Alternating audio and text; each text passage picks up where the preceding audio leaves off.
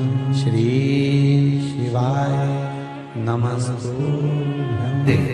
बुधवार की प्रदोष कामना की पूर्ति करते हैं।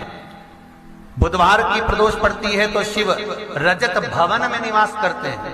हो गया, वास्तु दोष हो गया, काल सर्प दोष हो गया, एक बीमार पड़ता एक ठीक होता, फिर बीमार पड़ता फिर ठीक होता, फिर बीमार पड़ता फिर ठीक होता। शिव महापुराण की कथा कह रही है, शंकर भगवान का चरित्र कह रहा है। सावन के महीने में प्रदोष का जो दिन आए, 2 प्रदोष श्रावण के महीने के 2 प्रदोष पड़ेंगे। किसी भी प्रदोष पर एक पीपल के पत्ते पर कनेर का पुष्प अपने घर के अंदर रख लीजिए प्रदोष के एक दिन पहले, और प्रदोष वाले दिन उसको बहते हुए पानी में डाल दीजिए। जिंदगी में जो तुम्हारे यहाँ तकलीफ चल रही है, एक उठ रहा है, एक बैठ रहा है, एक बीमार पड़ रहा है, एक ठीक हो रहा है, फिर बीमार पड़ रहा है, फिर ठीक हो रहा है, ये ठीक हुआ, फिर इसको हो गया, फिर इसको कुछ हो गया, फिर किसी को कुछ हो गया, अर्थात शिव का नाम लेकर। और फिर ही ध्यान देना, इस क्रम को करने के लिए आपको तुम रुकेश्वर महादेव का नाम लेना। प्रदोष के दिन यदि आपको कहीं से शमी पत्र मिल जाए, प्रदोष के दिन यदि कहीं से आपको शमी पत्र मिल जाए, और प्रदोष काल में, प्रदोष का जो समय होता है, शाम का जो समय होता है प्रदोष काल, 4 प्रदोष 5 प्रदोष आप कर देखिएगा कि आपका कोई काम है, कोई नौकरी के लिए आप अप्लाई कर रहे हैं, कोई समस्या बड़ी विकट आ गई है, कोई तकलीफ विकट आ गई है, कोई समस्या विकट आ गई है, प्रदोष के प्रदोष काल में अगर एक शमी पत्र भी आप घर के शिवलिंग को, अब ये करने के लिए आपको मंदिर के शिवलिंग नहीं जाना, अपने घर में जो शिवलिंग, चाहे वो स्फटिक का हो, पारद का हो, कंकर शंकर का हो, लकड़ी का हो, जो शिवलिंग तुम्हारे घर में, कांच का हो, चाहे वो नर्मदा के कंकर का हो, नर्मदेश्वर हो, पाषाण का हो, जो शिवलिंग, चांदी का हो, सोने का हो, तांबे का हो, पीतल का हो, जो शिवलिंग तुम्हारे,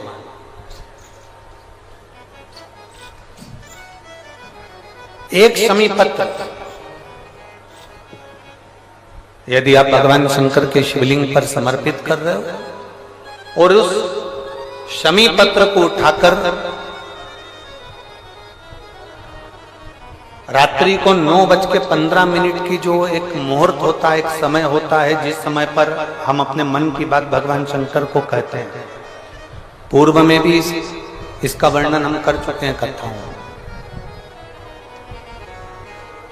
उस 9:15 पर वो शमी पत्र को उठाकर एक कागज में, एक कटोरी में उसको रखते हैं। 4 या 5 प्रदोष के उस शमी पत्र को अपने पास में रखिए, और जिस कार्य के लिए जा रहे हो उसको जेब में ऊपर के भाग में उसको रखकर लेकर जाइए। आपका वो कार्य सफल होकर ही रहेगा, वो रुक नहीं सकता। शमी पत्र में इतना बल होता है, प्रदोष का जो शमी पत्र होता है वो बड़ा बलवान होता है, बड़ा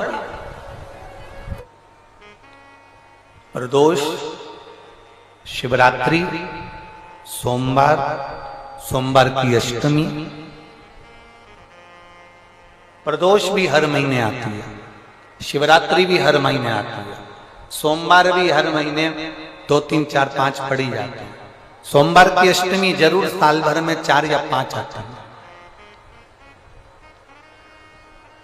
सोमवार, प्रदोष, शिवरात्रि, सोमवार की अष्टमी, ये वो तिथियां हैं, ये वो वार हैं। अगर कोई भूल से भी शंकर भगवान के शिवलिंग का निर्माण करता है या अपने घर में रखे हुए शिवलिंग पर शमी पत्र को समर्पित कर देता है, तो जिंदगी में उसका बाल बांका हो ही नहीं सकता।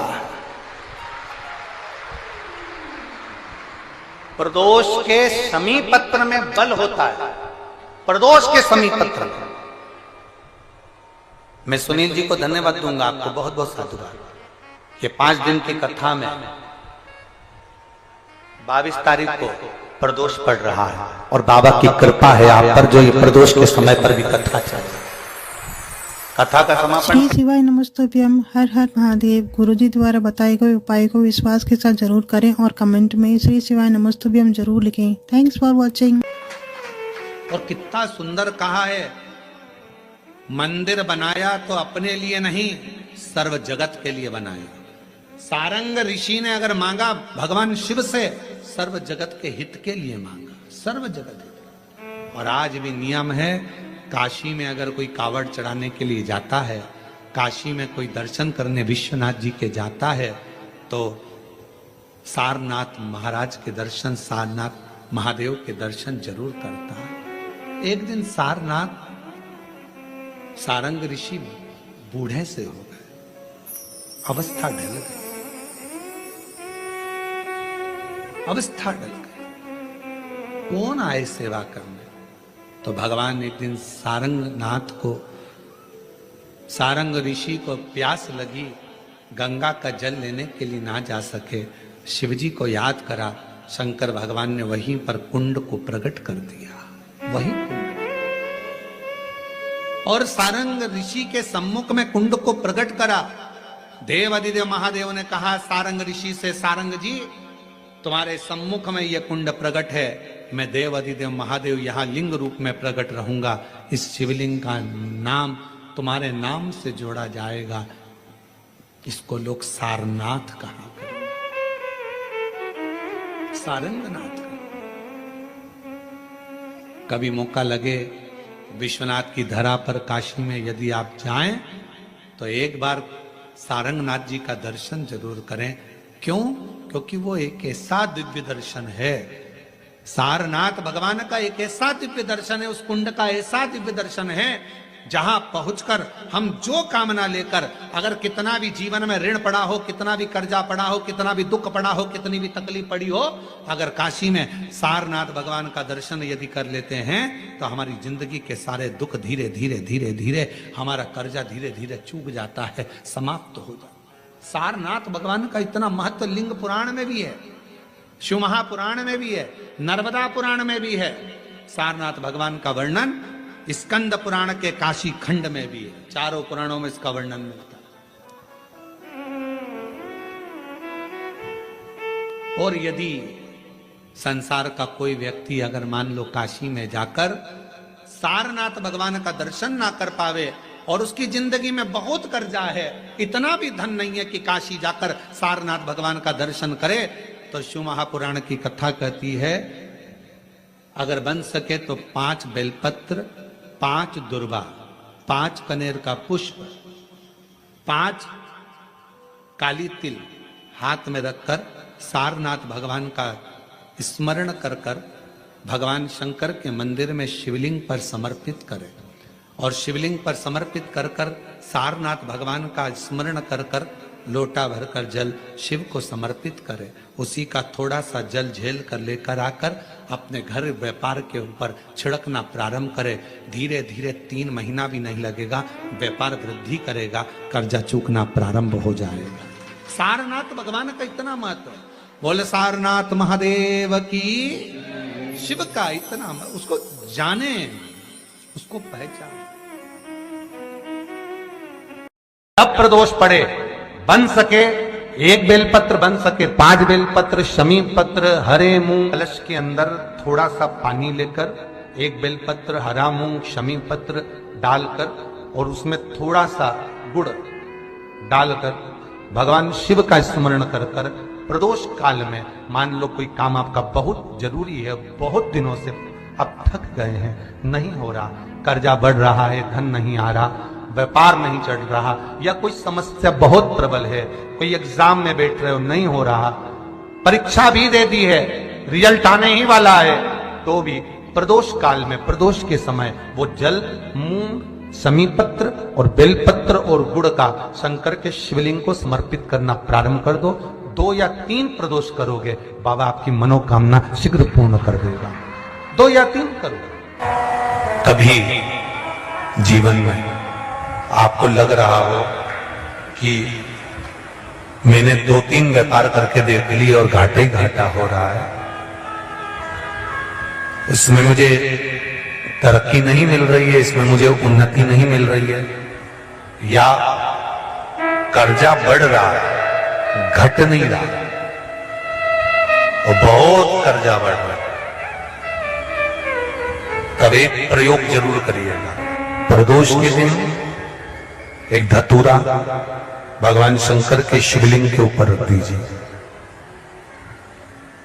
जब तुम्हें लगे कि मैंने 2-3 व्यापार बदल कर देख लिए, चल नहीं रहे या कर्जा बढ़ रहा है, घट नहीं रहा, तब एक धतूरा भगवान शंकर के ऊपर रख दीजिए। धतूरा रखने का एक नियम होता है। धतूरे की जो डंडी होती है, देखिए छोटी सी डंडी होती है धतूरे में, वो डंडी धतूरे की आप जहां बैठे हो उससे विपरीत होना चाहिए। धतूरे की डंडी आप इधर बैठे हो तो धतूरे की डंडी उधर। अपने को लग रहा है कि व्यापार मैंने बदल लिया, 2 बार 4 बार 6 बार व्यापार बदल के देख लिया और कर्जा बढ़ रहा है, पर व्यापार भी नहीं चल रहा। फैक्ट्री डाली वो भी चल बंद हो गई, दुकान डाली वो भी बंद हो गई, कुछ काम करा वो भी बंद हो गया। जहां संबंध के लिए जाते हैं संबंध नहीं होता है, बेटा बेटी बड़े हो गए उनका कहीं जम नहीं रहा, बहुत प्रयास करके देख लिया पर हो नहीं रहा। तो प्रदोष के दिन धतूरे को रखिए पर डंडी विपरीत दिशा की ओर हो और एक लोटा जल धीरे धीरे उसी धतूरे के ऊपर आप चढ़ाना प्रारंभ कर दीजिए जो शिवलिंग के ऊपर रखा हुआ।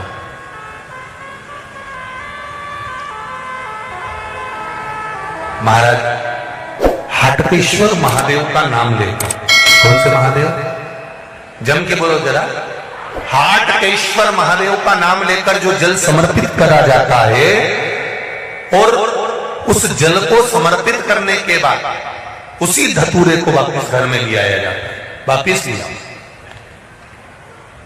उसके बाद तुम जिस कार्य में हाथ डालोगे और जो कार्य करना चाहोगे उसमें सफलता मिलना चालू हो जाएगी और कर्जा भी धीरे धीरे चूकना प्रारंभ हो जाएगा। संबंध नहीं हो रहे होंगे तो संबंध होना प्रारंभ। कौन सा महादेव, जम के बोलिए जरा, हाटकेश्वर महादेव का स्मरण। एक शमी पत्र, 5 बेलपत्र तांबे के लोटे में जल में डाल लीजिए, 7 दाने अक्षत के आखे अक्षत से डाल लीजिए और प्रदोष काल में, प्रदोष काल जो शाम का समय होता है, प्रदोष काल में भगवान शंकर के मंदिर जाकर पांव में चप्पल पहनकर ना जाइए, घर में घी का दिया लगाकर कलश लेकर शिव के मंदिर में चले जाइए। शिव मंदिर में दिया नहीं लगाना है आपको, केवल घर में दिया लगाकर जाना है और शंकर जी के मंदिर में वो ऐसा कैसा ही पानी पूरा उंडेल कर डालकर शिवलिंग पर आ जाए। झोली पसार कर प्रणाम करिए, शंकर की देहली पर 2 मिनट बैठकर ओम नमः शिवाय का स्मरण कर लीजिए। कुछ देर शिव के मंदिर में प्रदोष काल, प्रदोष के समय पर, प्रदोष के दिन बैठकर शिव नाम का जाप करें, जल का पात्र बाकी घर में ले आए और बड़े प्रेम से अगले महीने फिर प्रदोष के दिन, फिर प्रदोष काल में शिव के द्वार जाए, फिर विनती करें, कहीं मत जाना, केवल शंकर के शरण में जाना, उससे कहना, उससे निवेदन करना। मुझे विश्वास है मेरे शंभु पर, स्कंद पुराण कहती है, शिव महापुराण कहती है, अगर आपने 2 या 3 या 4 प्रदोष ही कर लिए तो मेरा महाकाल बाबा आपकी झोली पर भर ही देगा। खुशी 2, 3, 4 10 बहुत। जब आपको लग रहा है कि मेरे बेटा बेटी, मेरे बेटा बहू या मेरे परिवार का सदस्य ठीक राह पर नहीं जा रहा, सही जगह पर नहीं जा रहा, तो पीपल के वृक्ष के नीचे, जिस पीपल के वृक्ष के नीचे कोई देवता का मंदिर ना हो या कोई स्थान ना हो या कोई मूर्त ना हो, आपको लग रहा है कि मेरे बच्चे भटक गए, मेरे बच्चों ने मार्ग भटक गए और सही मार्ग पर नहीं जा रहा, तब आप पीपल के वृक्ष के नीचे भगवान पिपलेश्वर महादेव के नाम से कौन से महादेव? जम के बोलो जरा। पिपलेश्वर महादेव के नाम से